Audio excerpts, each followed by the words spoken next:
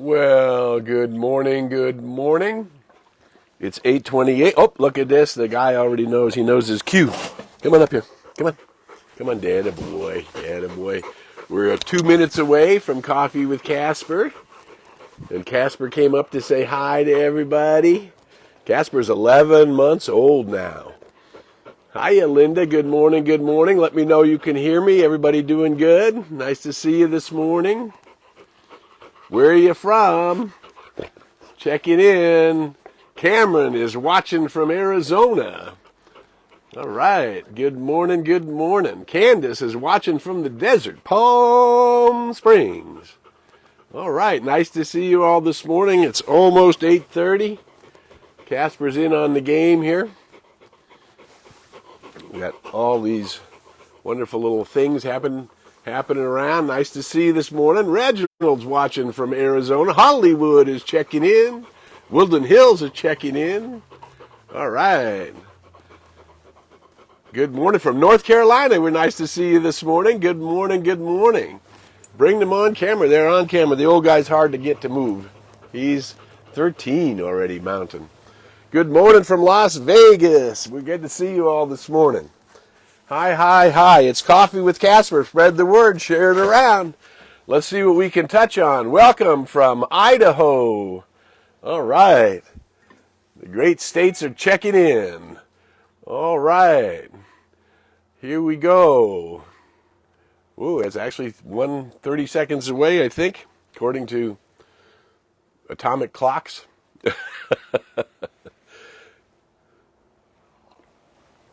There it is. There's the 8:30 time. Here we go. Everybody ready to take a breath? Here we go.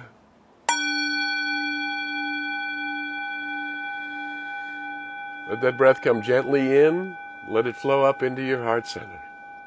Because now we're just going to be here for 20 minutes, just letting go to see what ideas, what might be beneficial for each one of us. The I am presence with each one of us is the same I am presence.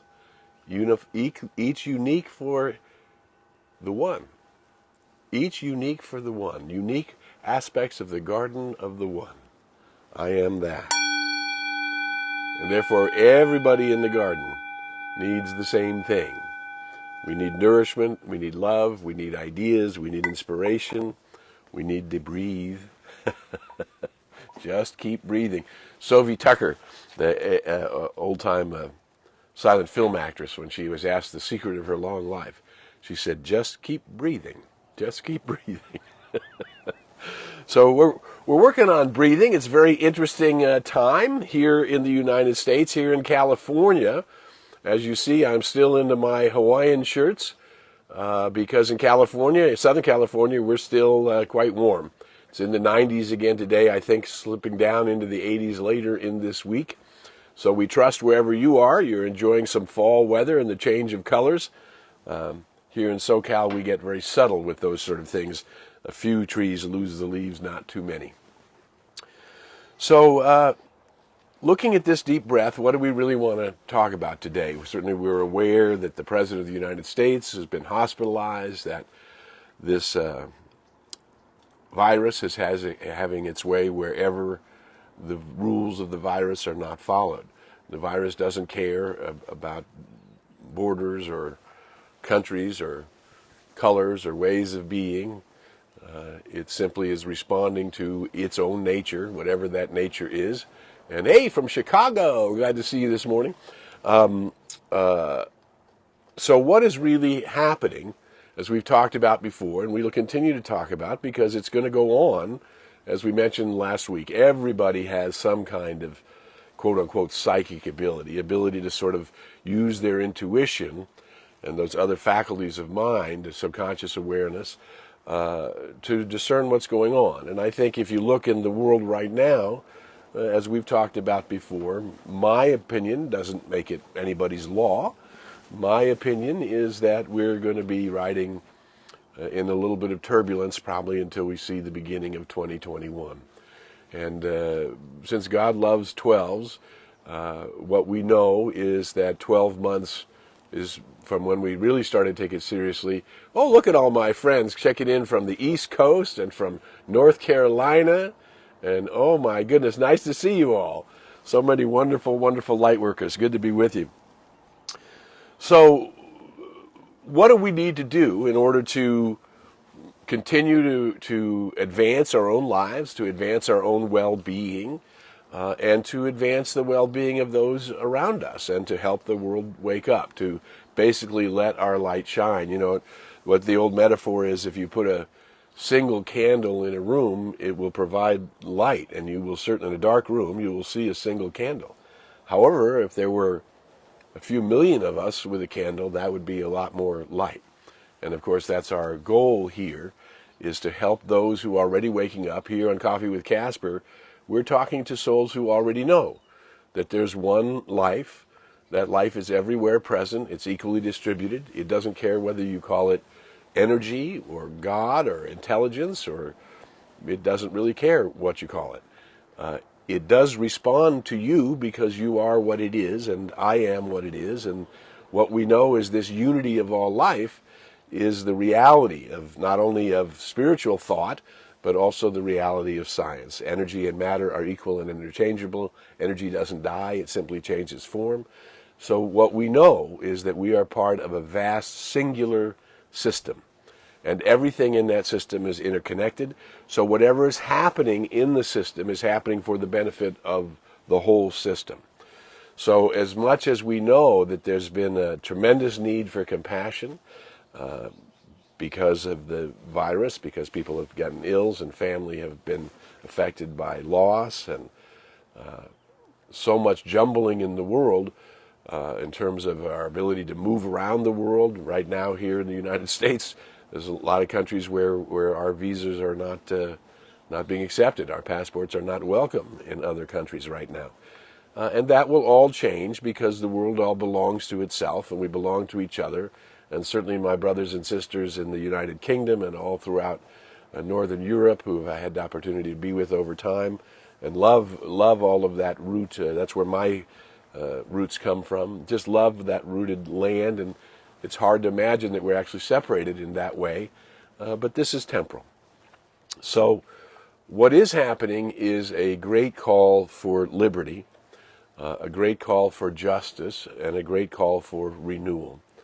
And that's really what we want to focus on today. What do we mean by liberty and justice and renewal? And one of the things as we're approaching here the election here in the United States, the presidential election and a lot of Senate elections and congressional elections, and every state has issues of their own, a lot of things coming up on the ballot here in just a few weeks. And I have always thought, and I have taught for many, many years, and will continue to teach, that the founding documents of this country, the Declaration of Independence and the Constitution of the United States, were drawn from intelligence, from this higher realm of intelligence that we call this I am awareness, this universal sense. These words were drawn into the human heart and into the human condition. And of course what we have seen as we talk about life and liberty and the pursuit of happiness, what we have seen as well, but we haven't treated equality as equal. We haven't treated justice as justice, and we haven't created liberty as liberty for all. And that doesn't change what the divine intent is and the sacredness of what this nation is all about. This nation is about liberty and justice for all. Liberty and justice for all. So liberty, let's just look at the dictionary definitions. Liberty means a state of being free within a society from oppressive restrictions imposed by authority on one's way of life, behavior, or political views. So the first definition in the dictionary refers to liberty as your capacity to be unobstructed by your government, and in fact supported by your government. That would be liberty. You have liberty in the nation in which you live. Justice, simply stated, the very first definition for justice is fair play. Fair play, and that means equality. If I am and I am, and you are and I am, then the rules established by the one, by the field of intelligence from which we emerge, belong to everybody. And that's why the Declaration of Independence uses that we assume among the powers of the earth the separate and equal station to which the laws of nature and of nature's God entitle them. So the laws of nature, if you plant a seed in the Ukraine, in the soil, and the water is there and the sun is there, the seed will grow. If you plant a seed in Hawaii, in the volcanic dust, if you plant in any kind of soil there with the water and scenario, the plant will grow. This is true of South America, this is true of China, this is true of Africa. The laws of nature belong to everybody, and they're equal. They're equally distributed. That's why that sacred document refers to nature's laws. The nature of laws mean that each of us then are entitled to this life, liberty, and this pursuit of happiness. Life, liberty, and the pursuit of happiness. So life is the life force within us. And if that life force is within you and it's within me, then it's within every soul. The life force is within us. And we're entitled to take that life force and use it in liberty. And then it doesn't say for happiness, because happiness is an inside job. Everybody's going to have to find their own happiness and their own version of what is happiness. But what we know is that all things work together, and that true happiness is born of harmony, and harmony with those who are around you, those that you love, those who are your neighbors, those who are your friends, those who are your associates, those who you connect with. Every soul that you encounter, that's why the Aramaic word, the language that Jesus spoke, neighbor, is anyone you're mentally or physically aware of. And what we're asked to do is love our neighbor as we love ourselves, right? So, meaning the kind of love, and we talked about that a few weeks ago, is universal love. I don't need to know you to love you. I don't need to have a personal relationship to love you. What I know is that the life force within you is the same as the life force within me. That which beats our heart is exactly the same thing. So I'm aware of you. Therefore, it would be natural, since we're the same thing, for me to extend love. And that's what life and liberty is the freedom to be able to extend your personal energy, the choice of your energy, in the way that you would like it to move. And of course, what we know is the highest energy, and I'm getting goosebumps now. Call them God bumps. We all do, I know. Many of us do. That the highest energy and the highest wealth that we can have is born of love. The more love, the more of that Rachma love, universal love, that is able to move through you into the world, the wealthier you will become. The wealthier you will become in spirit, the wealthier you will become in mind, and the wealthier you will become in body, in the actual affairs of your life. Because energy and matter are equal interchangeable. The more energy you have, the more that energy is used to create, responding to you, to your individual vibration, and creating the experiences, including the forms of your life. And so what we know is the place where we have choice, the place where we actually have providence, right, where I am the one who decides, is this place of choice within myself and what I'm doing with my energy. And here's what's happening on the planet. We are realizing, re-realizing, knowing again, or as T.S. Eliot said, coming round after a journey of 1,000 miles, coming to the place where we started and seeing it for the first time. This is the upward-forward spiral. As we go up on the spiral, we think it looks very familiar territory, but we're up higher than we were before, whether it's in health, as we go around the spiral, health issues or wealth issues or love issues or fulfillment issues. We keep going around, and we are going up. And sometimes you and I have a speed bump somewhere where we always seem to be a little stuck. And whenever we get into that area, it feels like I've been here before, or this is the same old thing. But that's not true. And neither is life, liberty, and the pursuit of happiness, the way it was written in the documents more than 200 years ago, is a different understanding of life and liberty and the pursuit of happiness some 200 plus years later, yes? So what we know is that right now the planet is being reset because of the appearance of the virus. The virus is an effect. It's coming from the outside. Something within the consciousness of humanity needed to be jolted because it wasn't moving in the direction of its own intention. If you and I do not move in the direction of our own intention, that's where the pendulum, when we get outside our own field of possibilities, we start noticing the feedback from the universe is like getting, we call that hit in the head with a 2x4, yeah? It's like, whoa, I had to change course because I got hit in the head with a 2x4. Way back when I was 20 years old, right around that time, I got struck with a life-threatening disease. That hospitalization and all the fear and all of the scariness that happened to this young 20-year-old man caused me to reboot, caused me to reset. I had to look again at everything in my experience and understand it in a different way. And of course, what that did is it brought my attention to something that was intuitively already within me. And this was this understanding that we are spiritual beings in nature, that I am an immortal spiritual being. I love that line from my friend, the teacher Roy Eugene Davis. I am an immortal spiritual being, superior to my mind, to my body, and to my experience. I have a mind, a body, and an experience, and I need to use all of those things, the I am that is superior to all of those things, and my experience in all of those things, to constantly adjust the course. You know, it's true in a boat, and it's true on a plane, more acutely so in a plane, that because of the motion of the planet moving at 2,000 miles an hour and jets flying above the planet at 30,000, 35,000 feet, where the destination, adjusting that course, needs to happen all the time. It needs to constantly readjust to the movement to stay on course.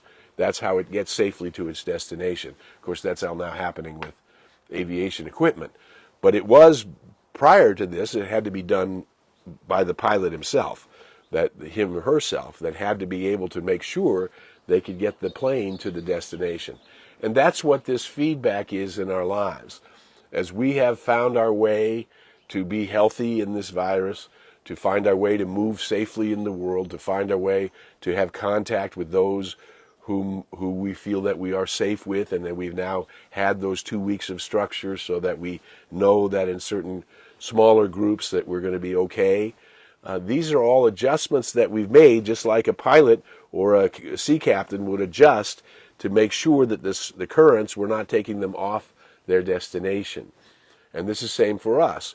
What's happening as how our mental attitude is, how our bodies are doing, what we're doing with our habits of mind. You know, the mind repeats itself over and over again. And are those habits of mind repeating affirmative and positive things? Are they, well, like we talked about last week, I recognize, accept, and experience that which is for my highest good and development. I am willing to move with it and adjust as we are going through a renewal to understand liberty. Liberty is the power to act as one pleases.